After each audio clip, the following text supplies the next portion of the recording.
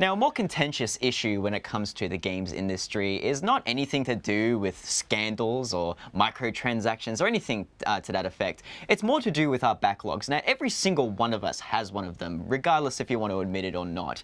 It's there. We need to deal with it. And with a lot of games, and considering gaming has become far more chic, the market is becoming far more saturated with games that demand our time. Now, I'm here joined with Jamie to discuss the nuances of tackling our backlog. Yes, I would like to admit right now I have spent way too much money on Steam, and I have way too many video games to play, more than I'll ever have actual time for. So I got to find ways of just going through the list, just making sure, okay, can I play this or not? Do I have the time to play this? Because you and I are both responsible. We may not look it, but we are responsible adults. We have full-time jobs. We have mortgages. I have a mortgage in any case. I don't know about you, but we have lives effectively.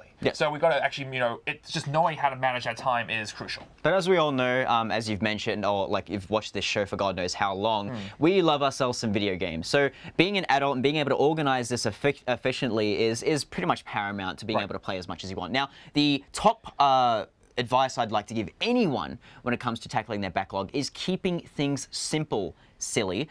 So what you'll need to do is just sit there going like, the more you ponder about playing these particular games or going back to your backlog going, I should really play this, the less likely you are to actually tackle that. Right. Now, what you'll need to do is sit there, have yourself a neat little concise plan of what you're going to play. Now, in my honest opinion, I sit there going like, okay, think about these games that are coming out soon. Think about it like, Yakuza Kiwami 2 or Kingdom Hearts 3. Touch wood that it is going to be coming out in a couple of months' time.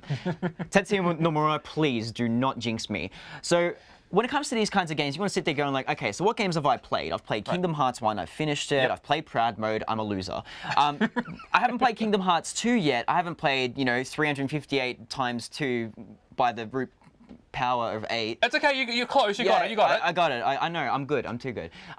And I haven't played Birth by Sleep. So you want to sit there going like, what haven't I played yet? What's more conducive and what's more integral to knowing like the full plot of the game, and then going from there. Of course. Playing in chronological order is also good too. So if you play a game that's or a series that's very kind of that retcons itself a lot, Metal Gear Solid. God damn, you beat me to it. Exactly. See, we think alike. This is why you're on here. Thinking about games like that, you sit there going like, okay, play in chronological order, but honestly, when it comes down to it, I like to play in release order, so that way you can appreciate the game as well as the additions to the series a lot more. Because, jumping from, 3, 1, and 2, there's a three very different video games. It will destroy you. Yes. But you have an absolute perler of a method, don't you? So the way I look at it is that basically, okay, I'm an adult, I work a full-time job, I also do all the stuff behind the scenes for the television show. So the way I look at it is, okay, if I want to start a new video game, there's a website called How Long to Beat. I think it's just howlongtobeat.com, and it's a search engine, so people submit kind of their clear times for however many different categories of games. I think it's like main story and collectibles, just speed running effectively.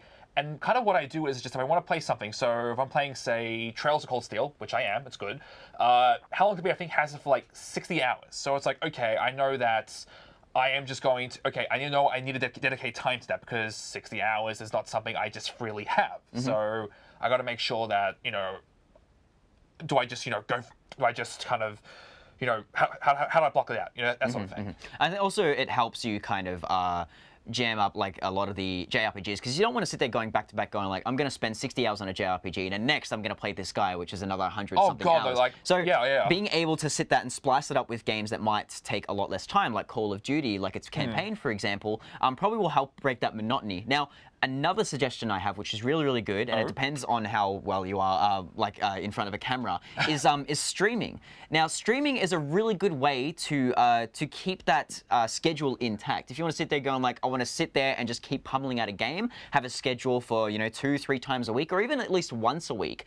It sits you there and it allows you to go through an entire game, allows you to persevere, and I think it's actually a really good method. It doesn't matter how many viewers you have, or having viewers is a bonus. But just sitting down there playing a game, people will flock to you naturally, and you can sit there going like, yeah, I've sat here and I've spent this insurmountable amount of weeks on a game. I think this is good.